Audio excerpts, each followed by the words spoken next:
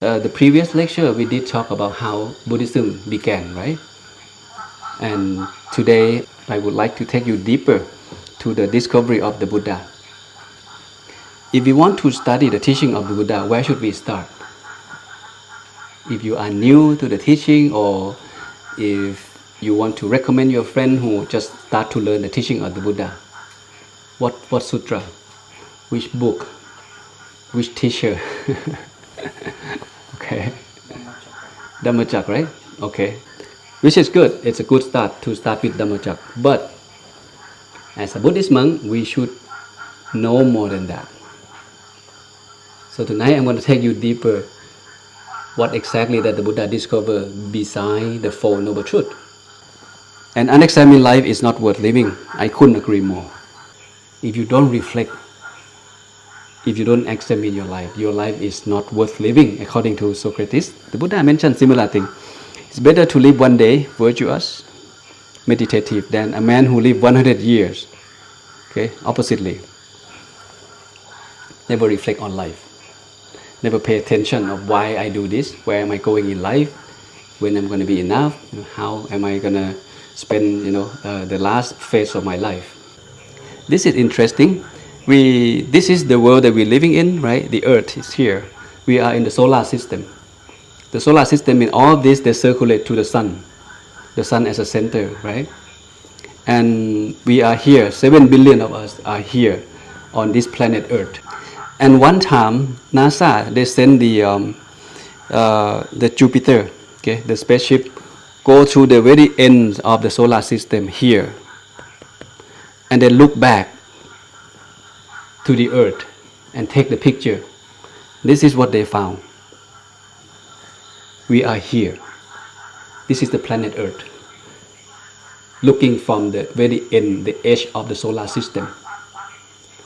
And NASA verified that there is no signs of living being at the moment that they can find, except the planet Earth. That means 7 billion of us, we are here in this little dot, a pale blue dot. What have you learned from this?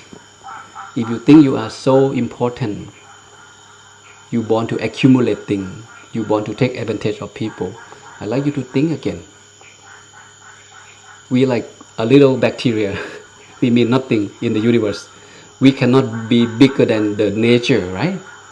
Universe, the nature is bigger than us. We cannot fight with them. But we have to learn how to live with them peacefully. We need to learn how to live with each other peacefully. And it doesn't make any sense to kill each other, to have war, to have, taking advantage from each other. Our ancestors have been born here. Doesn't matter how many of them, but they're all gone. Human, animal. And now we here we are in this 21st century. Again, 7 billion of us will die. There will be a future generation will come and live and use the natural resource, will stay on this planet after we die. 100 years ago, none of us exist. 100 years from now, nobody exists as well. If you can manage to live longer, happy for you. But in general, we all have to go somewhere, right? And we don't know why we are here. We don't know where we're from. We don't know why we have to be here. Is there any other human being out there, or some being out there? Any aliens? We have no clue. Okay? If you want to know does alien really exist, I'd like you to study the Buddhist text. I will not give you the answer tonight. So we have no idea why we're here. We have no idea that, what's the purpose of life and what should I do with my life. People struggling. It has been a puzzle, has been a secret for mankind for so long. Without the existence of the Buddha, we still have no clue why we're here, why we were created, what is the purpose of life. How many of you are so certain for the answer of these two questions for yourself? You know why you were created. You know the real purpose of life. I mean, ultimately though. Okay, some of you do. Okay, that's good. Okay, we will be talking about the goal of life through the lens of Buddhism in the later lecture, not tonight. Many solar systems become the one galaxy. Many galaxies become the universe. It's not just one universe. The interesting thing is in the Buddhist text mentioned about the countless universe 3,000 years ago. How did the Buddha know? The meaning of the Buddha is the one who knows. That means he knows. How did he know? I don't know, but he knows. He mentioned the countless universe. In this countless universe, there is no safe place. That's why the cycle of existence is dangerous. If you don't know, your life is in danger. That's very scary though. The world was insubstantial all around. All the directions were in turmoil. Desiring an abode for myself, I did not see any place secure.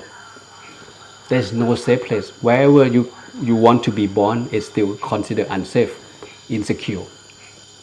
Forget about the hell realm, right? That's suffering already. If you're born in a heavenly realm, it's still considered insecure. And we don't know that. We have no idea. And that is why one of the meaning of bhikkhu is one who see the danger of samsara. I think this comes with a very deep meaning for us to put into consideration. Why the Buddha say that? How many of us see the danger of samsara or the cycle of existence? Okay, so this question is very important.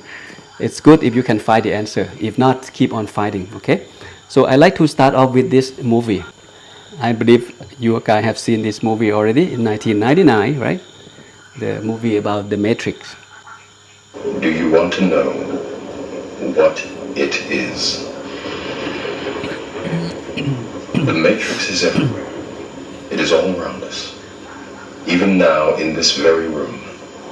You can see it when you look out your window or when you turn on your television.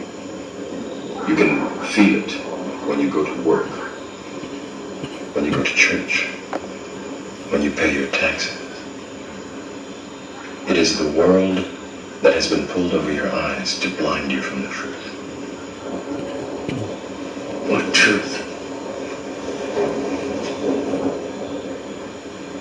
That you are a slave, Neo. Like everyone else, you were born into bondage, born into a prison that you cannot smell or taste or touch. A prison for your mind.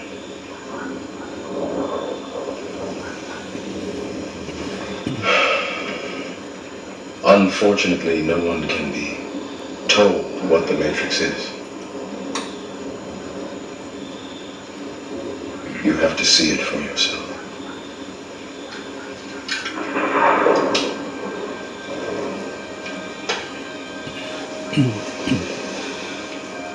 This is your last chance. After this, there is no turning back. You take the blue pill. The story ends. You wake up in your bed and believe whatever you want to. You take the red pill. You stay in Wonderland. And I show you how deep the rabbit hole goes.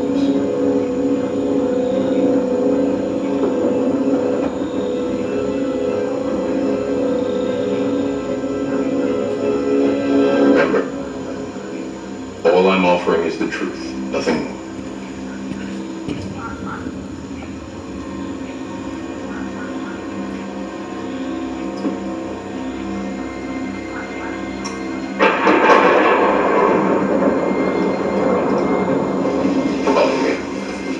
Just to recap, okay, Neo is a man, right? He didn't know his own life.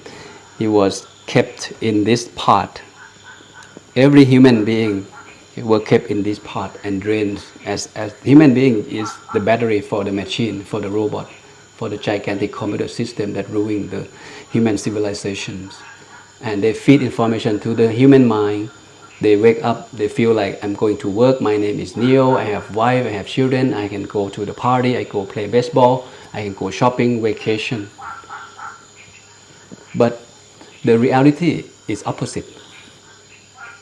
When he met the Morpheus, this guy shared with him the truth that he mentioned.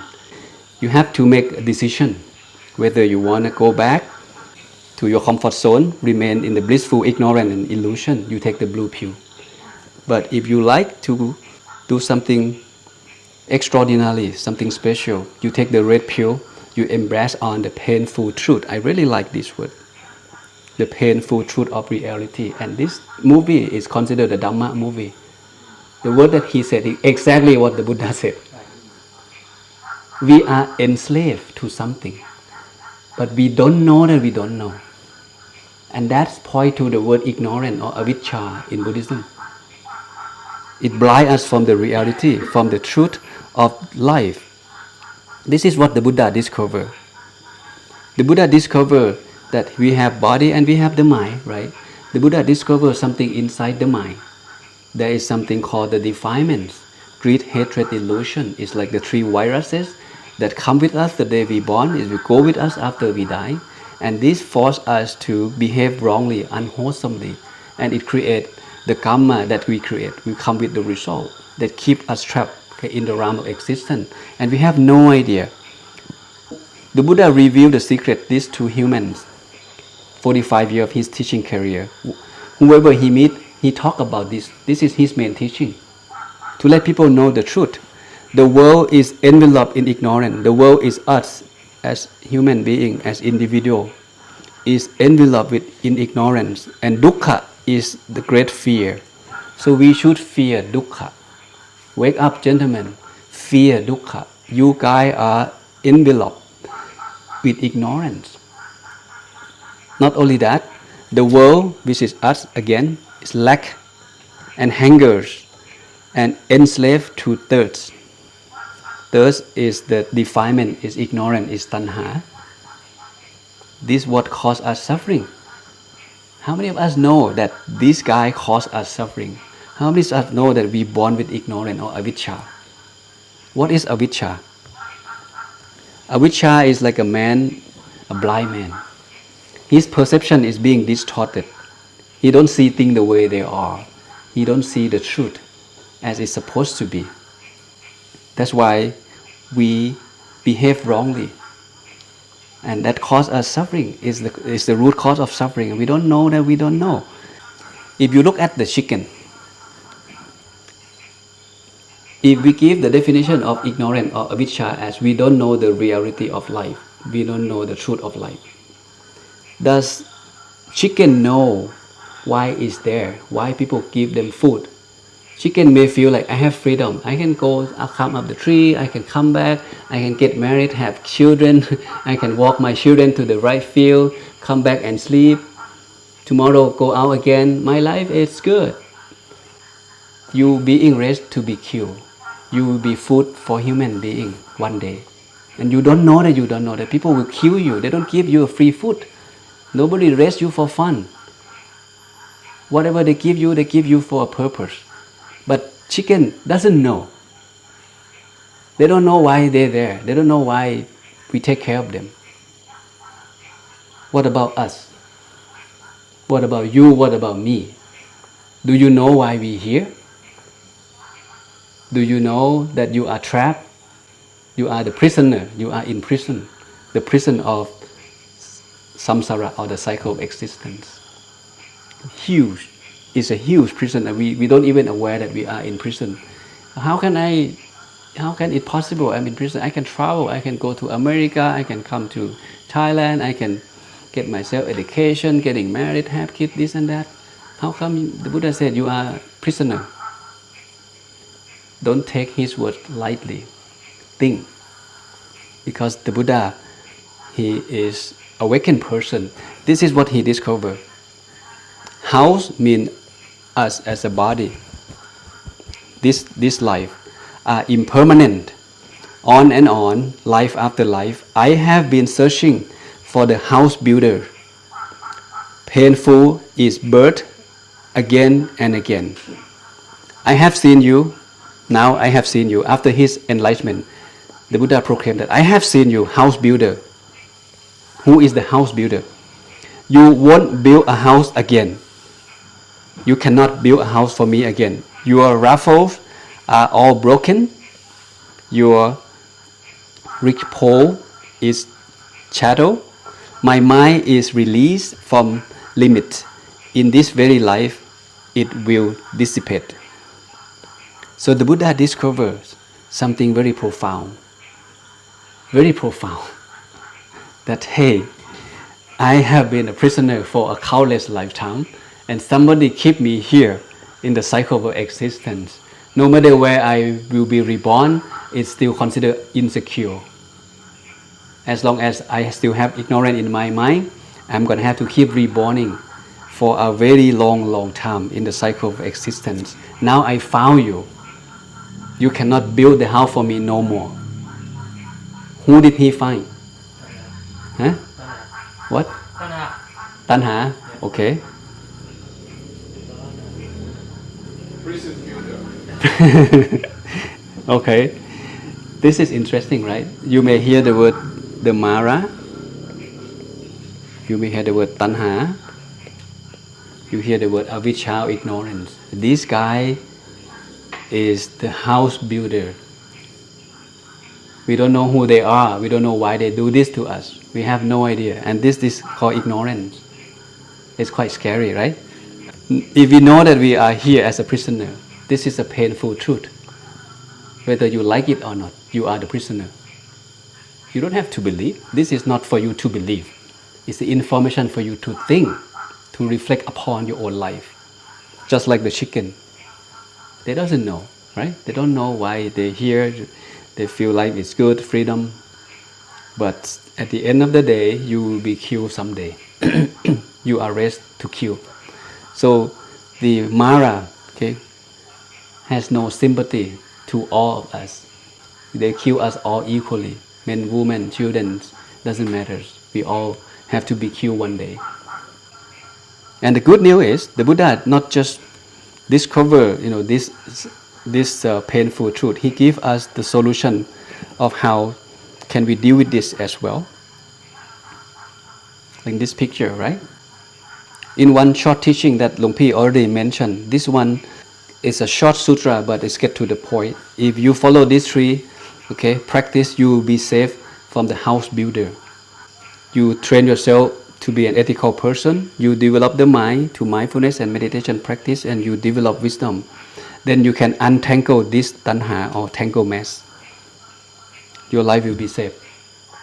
And in another teaching, it's even shorter and more powerful. If you remember nothing, you remember this. Being mindful, one cross the attachment to this world. The two sentences come in this sutra. This is another one. Whatever stream there are in this world, stream point to the defilement, tanha, greed, hatred, delusion. Mindfulness or sati is the constraint for them. That is the restraint for stream. By wisdom, they are shut off. Now the Buddha talk about mindfulness, sati, and sampajanya. If you put all the defilement in front of you, whatever they are, no matter how dangerous they are, if you are mindful and aware, you may be safe from those defilements.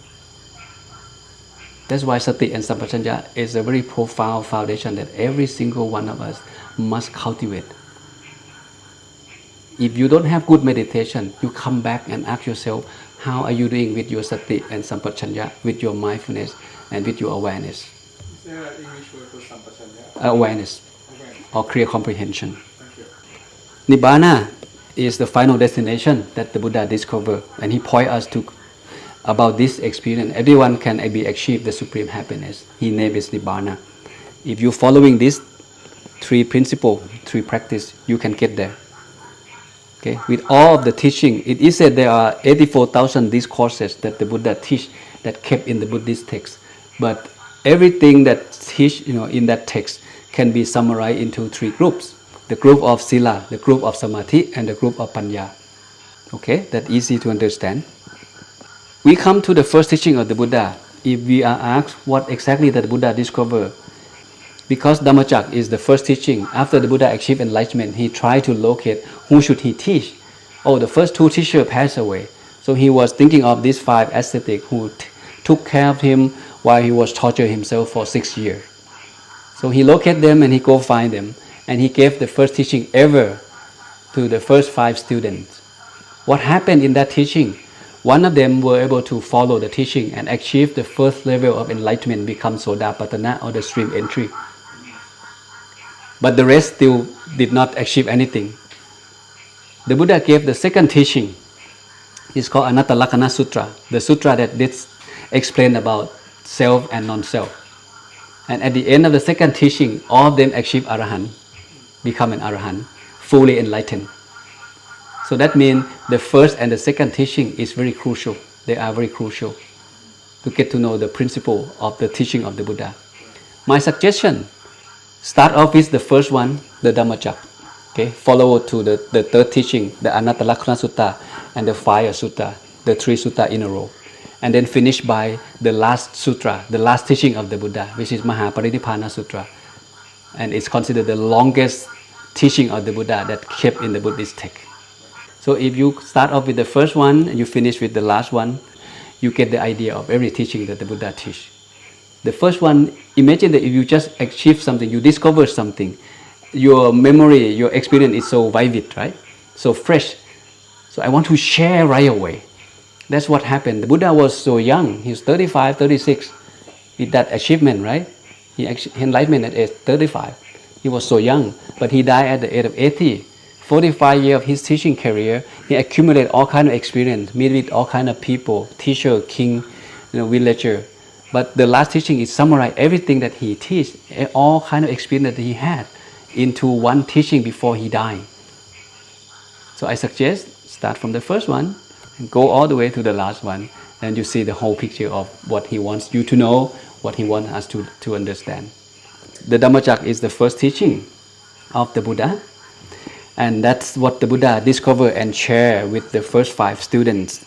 So I'm going to take you to go through the Dhammacakka that's explained in the text. For those of you who never studied sutra before, this is how it looked like.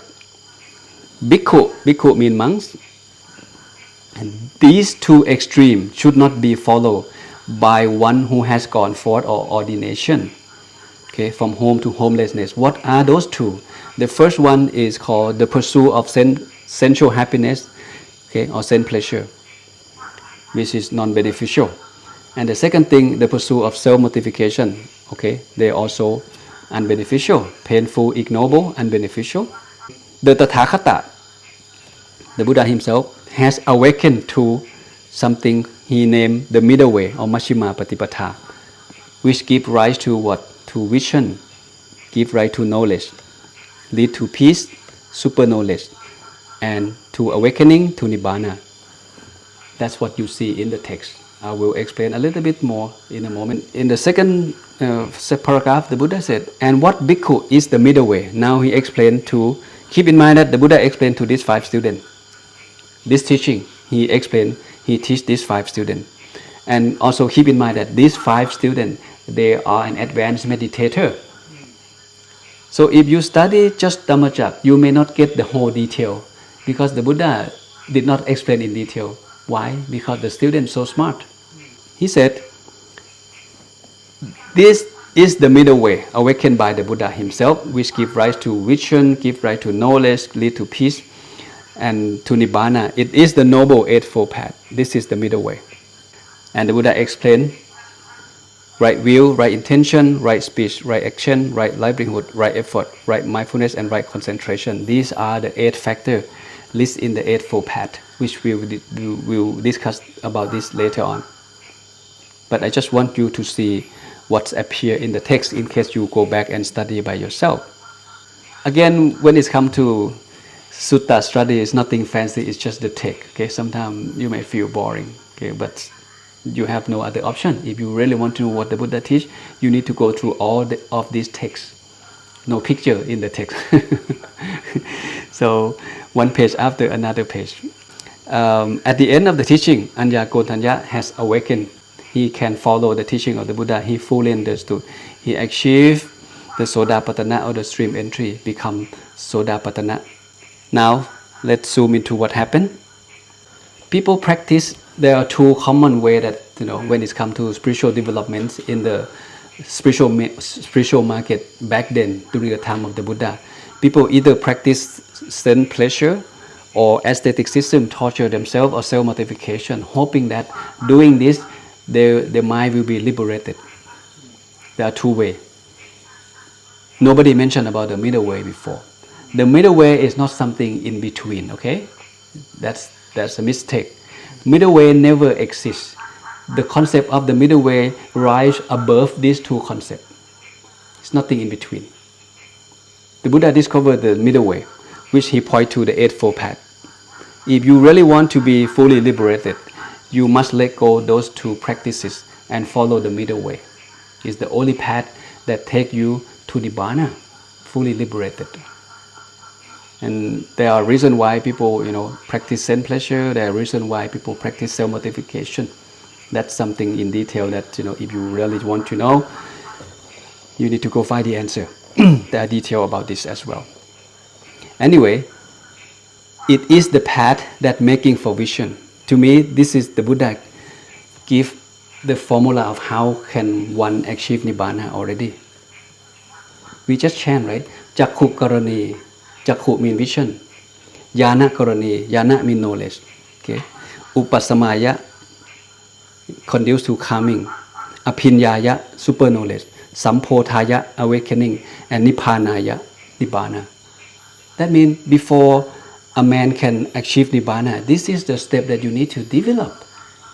You need to develop first is called Jakku. Jakku means eyes. You need to have eye. When you have eye, you can see. When you see, you can understand. But this is not a physical eye for sure. Yeah, it's something else. It's not this eye. We have eye, but we don't see what he saw. So he developed the Jakku Karani. He developed the inner eyes. And nobody knows what is inner eye. Okay, it's on the list of your second page. Okay, on the right knowledge is the divine eye. Okay, I have everything on the list for you. After you have vision, vision leads to knowledge. Knowledge leads to calming. You see, meditation must go with happiness until the day you achieve Nibbana. Happiness always there, but it's just different taste of happiness, different level of happiness. And that happiness comes with super knowledge. Super knowledge. What is super knowledge? Super knowledge is here on the list of number 9, right? There are 8 of them. Mind, made body, psychic power, divine eye, divine ear, mind reading, this and that. And then it leads to Nibbana. This is the path.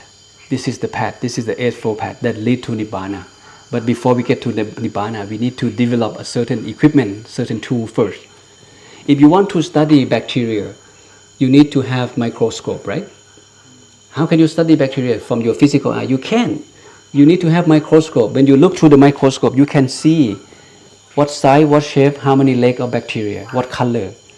But without microscope, you cannot study bacteria. Same thing, if you want to realize Nibbana, you must have a tool first. And that tool helps you to develop another form of understanding. It's called super knowledge. And that form of understanding leads you to fully liberated, lead to Nibbana. You must have that tool first. That's why you should practice meditation to develop that tool, that understanding. Not just from reading the books. And these 5 monks, there's advanced meditator. The Buddha teach them a little bit, they understand. They develop inner eye and they see things the way they are, their mind liberated. At least one person can do it. But the rest 4, they're not yet. Until the Buddha gave the second teaching that helped clarify something for them. In the idea of permanent self. When you let go, the mind comes back. The reason we cannot go deeper because your mind cling on something. Why you cannot have the still mind? If you check deeper, you know that your mind cling on something. If you cut off, where can it go? It cannot go anywhere. It comes back to its home. The mind knows how to come back to its home, and it can stay there. So the sooner you can let go, the faster your mind can come back. Simple as that.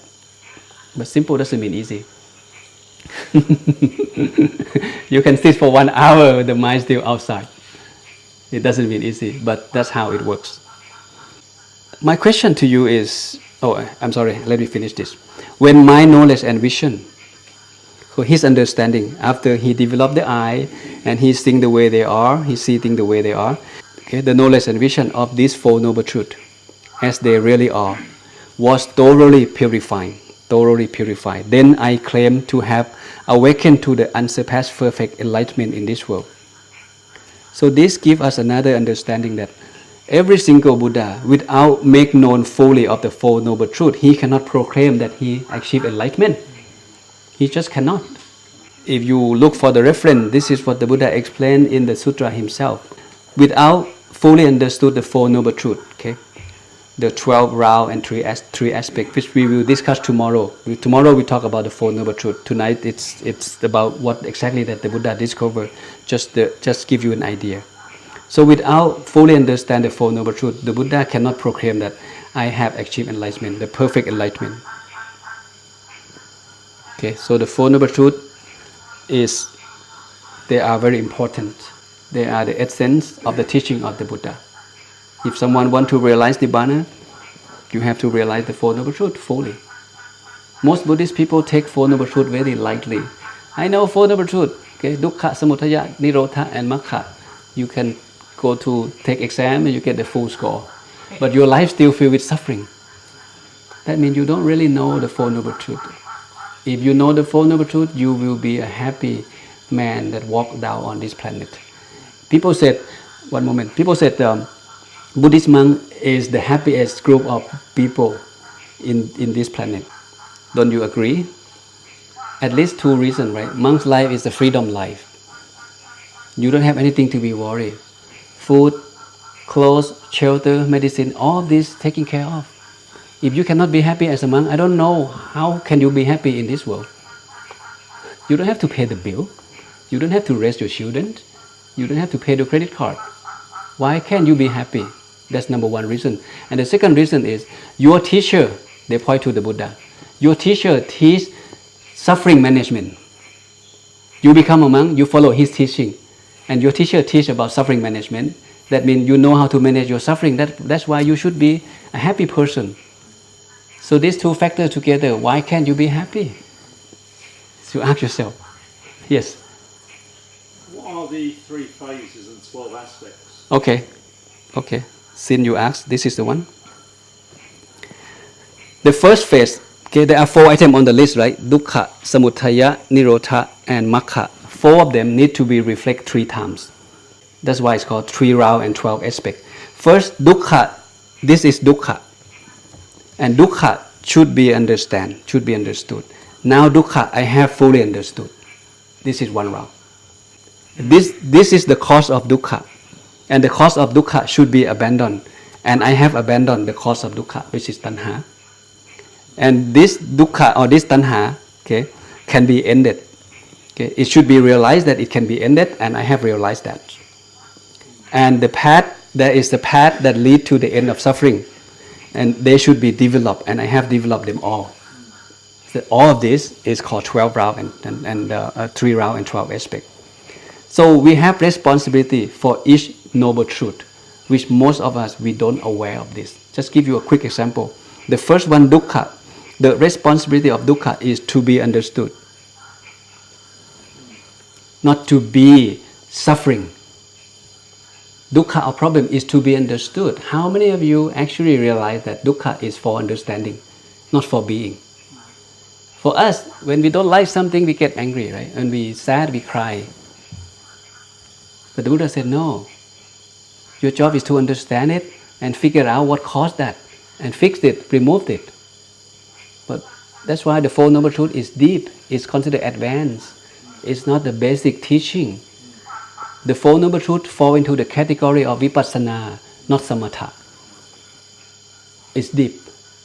For the 5 ascetics, they understand. The advanced meditator. The Buddha did not explain much.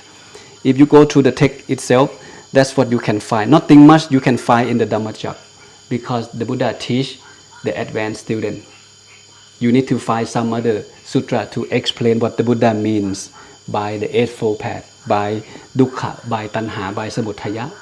He doesn't explain in the first teaching. You find someplace else. But the question to you is there anything that the Buddha teach or the Buddha discover beside the Four Noble Truths and the Eightfold Path? This is where most Buddhist people understand. And this is the one. After the Buddha achieved enlightenment, he sat there, okay, he spent 7 weeks to reflect on what he discovered. And at the end of the 7 week, okay, he considered, this is what he said, I consider this Dhamma that I have attained is super profound. It's difficult to see and difficult to understand. It's very peaceful, very sublime, and unattainable by mere reasoning. You cannot just think. You have to see and experience it. Okay? It's certain it to be experienced by the wise only. But this generation means us, ordinary people like us. We delight in attachment. We take delight in attachment. We rejoice in attachment. Attachment point to tanha. Point to tanha. Because we are enslaved to tanha, right? The world is lack and hunger, enslaved to tanha. That's what the Buddha discovered. So he discovered and he reflect by himself. So people in this day, they trapped in the realm of tanha. It should be maybe difficult for me to teach them. The Buddha continued that like this, it is hard for such generation, I mean for ordinary people like us, to see this truth. To see what? This is the Dhamma that he discovered. To see the specific conditionality or the paticca samuppabbada. We familiar with the term dependent origination. We may have no idea what it is, but this is what the Buddha mentioned by himself. I discovered this. And it is hard to see this truth. Namely, is there anything else? Yes. The stealing of all formation. Oh, okay. What is formation? The relinquishing of all acquisition. Now we have no idea what he's talking about. The destruction of craving. Okay. Get rid of tanha. This passion, viraka, right? Cessation and nibbana. So all of this point to the word nibbana. If I were to teach the Dhamma, if I were to teach this Dhamma, all of this, if I were to teach all of this, ordinary people, they would not understand me, and that would be wearing and troublesome for me. So the Buddha was reluctant to teach, because what he discovered is super deep and super profound. He called it paticca samuppabbada. So now you become a monk. You should know Dhamma deeper than the lay people. This is the next level. So if you are asked, what did the Buddha discover? This is one option you can answer. Let people know that you are educated. Okay. If you talk to the Buddhist scholar, this would be their answer. If you talk to ordinary Buddhists, they would go for the Four Noble Truths. But my question to you is, how do they relate it? You must know. Relation between paticca Yes. samuppada and Yes. Okay. And the answer is here on this page. Okay? Go study. So I just want to make sure that you see the whole picture. It's not just the Four Noble Truths. The Buddha mentioned here clearly, and paticca samuppabbada seems to be the foreign term for most Buddhists. We don't even familiar with it. It looks weird. It looks superstitious. Just to give you a quick information before we finish, since we already mentioned the words paticca samuppabbada. How many of you never heard about this before in your life? Okay, thank you. Some of you may heard about it, but you may have no idea what it is. Let me give you a quick explanation of the dependent origination. There are 12 items on the list. When you look at the dependent origination, okay, the easiest way to understand it quickly, you look at the first one on the list and the last one on the list. The last one is dukkha. Aging, birth, rebirth, aging, and death. This is dukkha, right? We'll talk about this on the First Noble Truth tomorrow. But dukkha is listed at the end of the cycle. But the first item on the list of the cycle of the process of dependent origination is ignorance. That means this ignorance has something to do with dukkha. This is cycle. The cycle, right? Like this.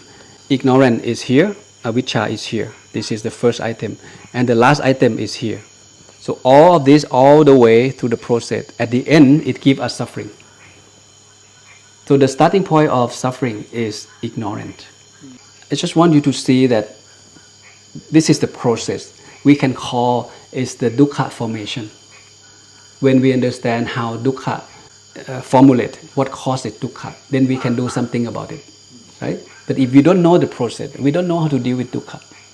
So the Buddha discovered this. This is the process of how dukkha come about, how dukkha come to exist. When he lay out this process, at least it gives us some idea. Oh, okay, what caused dukkha, and then we can do something about it. We can lessen dukkha, or we can even remove the dukkha, the root cause of dukkha, completely from our life. This is just the quick answer to if you are asked what is dependent origination is all about. So it teaches us, it lets us know how dukkha come to be, what caused it. So if we know what caused it, we can do something about it, and then we can go to each item on the list what it means. Okay, which is quite it's time consuming. It's a big topic. It is huge. It's very confusing. I want to make sure that you understand the relationship between the Four Noble Truths and the dependent origination. If you go back and study the Dhammachakka, you may not find here that the Buddha mentioned about dependent origination and how come all of them achieve enlightenment. So the Buddha explained his experience of enlightenment in two ways. First, through the dependent origination. Second, through the Four Noble Truths. It depends on the student. But we need to know both. Okay, but now we haven't talked about this yet. We haven't go through each factor yet. The reason I mention this because I want you to understand that the Buddha discovered this, not just the Four Noble Truths, okay, from his own mouth. This is his own word. But our job is to get to know what he means by Paticca Samuppada. That's another story, that's another topic. Feel free to write down the question and we can discuss tomorrow.